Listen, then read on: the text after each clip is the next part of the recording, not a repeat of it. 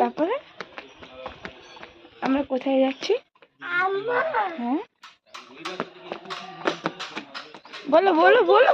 এই দেখো বলো। জিজ্ঞেস করো সবাই কেমন আছো? সবাই কেমন আছো? বাবা আছো, আমি বাবা আছি। তুমি কোথায় যাচ্ছ বলে দাও? আমি স্কুল যাচ্ছি। আজকে আবার একটা দিন শুরু, তো স্কুল যাওয়া হচ্ছে। এখন নমস্কার করছে। কি করলে?